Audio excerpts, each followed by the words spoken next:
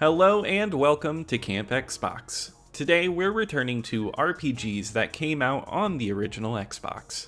If you haven't checked out the first video in the series, make sure to give it a watch after this one. In that video, the games were chosen randomly, but for today's episode, I used some of your suggestions in the comments and selected 5 RPGs that were mentioned. So this video is brought to you by the viewers, and a big thank you for bringing up some of the classics we're discussing today. The original Xbox has fantastic RPGs, and we're delving into some of my all-time favorites. If you have more RPGs you'd love to hear about in this series, be sure to let me know in the comments below. There are still plenty more to explore. But without further ado, let's jump right into it. The first game on today's list is Jade Empire, released on April 12th, 2005 for the original Xbox. It was later ported to PC and mobile and is backwards compatible on all new Xbox consoles. It was published by Microsoft Game Studios and developed by BioWare, the creators of Knights of the Old Republic. Jade Empire is an action RPG that is not only one of my all-time favorite Xbox games, but also one of my all-time favorites overall. Set in the Jade Empire, you play from a selection of different character archetypes, each with unique moves and fighting styles. You are the last spirit monk alive, and you need to defeat a corrupt emperor. However, the plot goes much deeper, and it has an intense amount of lore that never fails to captivate, which was a trademark skill of BioWare. If you enjoyed reading the codex in the Mass Effect games, you'll find the lore here equally fascinating. It draws inspiration from Chinese mythology, and it seamlessly complements the incredible fighting mechanics. Based on Chinese martial arts, the real-time combat against enemies is engaging. While you have heavy and light hits at your disposal, the game offers a range of skills and moves to choose from. I appreciate how Jade Empire manages to create a deep system for a fighting mechanic that could easily be reduced to button-mashing combos. This strategic element enhances the RPG experience, allowing you to construct a playstyle unique to your chosen character. The large amount of choices contributes to the replayability, and it offers a completely different experience in each playthrough. The depth and interest extend beyond the fighting mechanics. The companions are incredible. With a roster of different personalities, the deep conversation system makes it easy to connect with these characters. If you enjoy traveling around, talking to people, and experiencing a game where choices matter, Jade Empire stands out as one of the all-time best. The world you explore is visually stunning. Released later in the Xbox's lifespan, BioWare pushed the graphics to deliver gorgeous lighting and excellent art design. Jade Empire is a standout game with its story, art, graphics, and fighting mechanics. It's a title I wish more people had played when it was new, because it deserves more recognition for exploring this deep and unique world. However, even now, it remains a great experience. If you're a fan of RPGs in general and you have never tried this one, it's excellent. Jade Empire is simply one of the best RPGs of the 6th generation.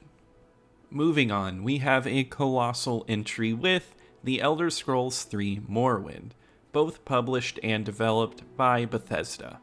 It released on the Xbox on June 6, 2002, shortly after its PC release. And after this, if you want a more in-depth review, I've got a comprehensive one on this channel, so be sure to check that out. In Morrowind, you step into the shoes of your personally crafted character, choosing from a wide range of races and character archetypes. What's exceptional is that you don't have to adhere to predefined classes. You can forge your own path, picking and choosing what skills you want to level up.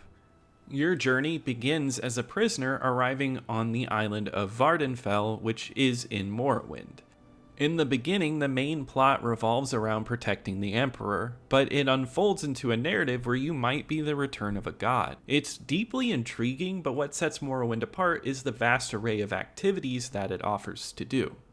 The island feels overwhelmingly vast, teeming with locations to explore and people to interact with. One of my favorite pastimes in this game is just walking somewhere and letting the adventure find me. It's a game of endless choices with numerous side quests that continuously pique your interest. The minimal voice work might be a turnoff for some, but a delight for others. Conversations take place within long text boxes, and it allows the developers the freedom to provide ample written content filled with definitions and interesting details. Morrowind is a hardcore RPG lacking a quest log in the Xbox version. Instead, you're equipped with a journal, but taking notes yourself is often more beneficial. It's a way to immerse yourself deeply in the role-playing experience. Bethesda doesn't shy away from making things feel true to its setting. From dungeons to towns, they are labyrinths to explore and learn. It's a game that thrusts you into the unknown world and encourages you to thoroughly delve into it. What seemed daunting at first became one of the more intriguing aspects of my personal experience. The game lets you play in either third or first person, offering a variety of options such as bows, swords, and magic when facing enemies. One of the interesting things is that when you level up, your skills not only make you stronger, but it also improves your chance of hitting targets. Very early on, you miss a lot of the times. This adds to the deep RPG feeling, and it's impressive that this game made its way to the Xbox. However, if you were to play it today, many would likely prefer a modded PC version. The modding community is huge, and it adds so much to the experience. I would say though that if you are like me, you appreciate experiencing games in their vanilla form as well. The Xbox version provides a deeply interesting and commendable experience. It's a fantastic piece of Xbox history. While the PC version may be the stronger pick, the Xbox version offers a highly commendable and enjoyable experience. You'll adore this one if you crave a game that doesn't hold your hand and allows you to immerse yourself deeply in its atmosphere and world. Next on the list is another one of my all-time favorite games, and that's Fable. It released on September 24th, 2004, receiving a remaster later and a special edition release. It was published by Microsoft Game Studios and developed by Lionhead with Big Blue Box Studios. Fable stands as one of the most popular Xbox exclusives of all time, and is, in my opinion, essential for any fan of the original Xbox. The anticipation for this game was immense, with some crazy statements making it seem larger than life.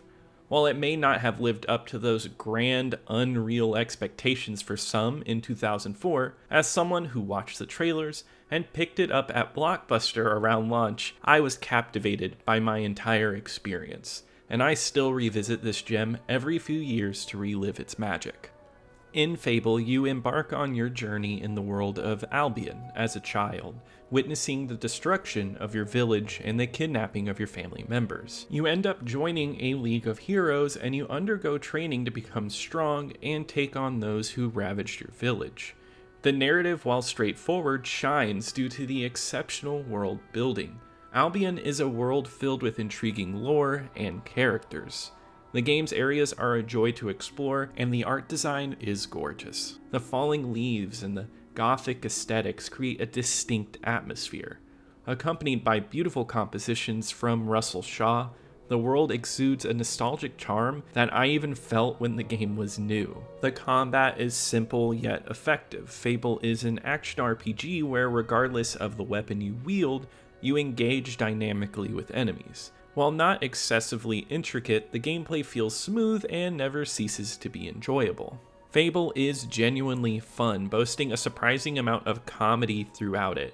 I still quote lines of the townspeople from this game all the time. I love the naming system here, where you can change your name based on your notoriety. It allows you to be called a bunch of things, and one of those is Chicken Chaser, and that is the specific name that sticks in my head whenever I think of Fable. There is a good and evil element, and it adds depth where you can align yourself with one extreme to the other, and it'll actually change the way you look. It even goes down to what you eat, where you can eat baby chicks, which is considered extremely evil, or you can opt to eat tofu, which is deemed good. These subtle details contribute to my affection for this game. Fable is rich in detail and fun elements. It's a testament to excellent world building and crafting a fun playing RPG. Despite Peter Molyneux's reputation for overhyping, I encourage you to approach it without those unreal expectations. It manages to almost live up to the unreal hype it garnered. With a great simple story, an amazing world to explore, beautiful music, and plenty of humor, it stands as a highly unique and deeply enjoyable favorite of mine. Before we move on, if you're enjoying this video, please consider hitting the like button. Your support goes a long way in helping me reach more viewers through the algorithm. If you're a fan of retro Xbox content like this, don't forget to subscribe to stay updated. But let's go ahead and get back into some classic RPGs.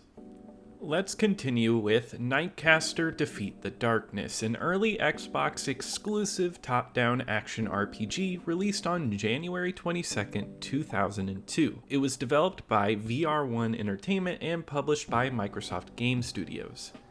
In NightCaster, you assume the role of Aaron, a wizard on a quest to vanquish the evil NightCaster who has unleashed darkness and malevolent foes upon the world.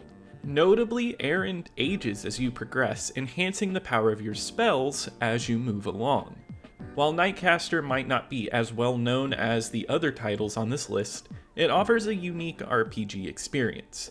The game can be played from a top-down perspective, but you have the option to switch to a third-person view. Your arsenal consists of 4 spells: fire, water, light, and dark, each effective against enemies of the corresponding colors that match each magic. The gameplay revolves around exploring various areas and engaging hordes of enemies. The combat system, while not overly complex, focuses on spells and long-range attacks rather than close-quarters combat, which is something that I actually like to see. However, the combat mechanics could have been a bit more refined. In battles, a common strategy is to enter an area, confront your enemies a little bit, and then retreat to manage aggro effectively. It becomes a circle of just running back and forth, and that's not a lot of fun. NightCaster's difficulty level can be challenging, and occasionally it feels unfair, but the diverse and charming world I think compensates for it a little bit. Each level introduces a unique charm featuring dark yet beautiful valleys and dilapidated villages with labyrinth-style pathways. Despite not boasting cutting-edge graphics, the game's distinct style has an appeal to it. The soundtrack stands out as a hidden gem in video game soundtracks though, and it's very whimsical and enjoyable. In essence, NightCaster Defeat the Darkness has its share of strengths, including its charming world and distinctive style. While the gameplay loop may not be the best, and the difficulty can be a bit unforgiving, the game's concept is enjoyable.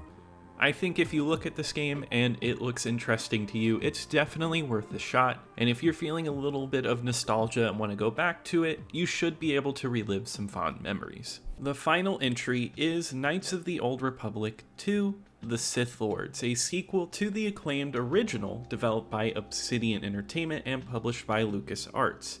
Initially released on December 6, 2004, it later found its way to PC and Switch and is also backwards compatible on all new Xbox consoles. Knights of the Old Republic 2 not only stands out as an incredible Star Wars game, but also as an exceptional RPG.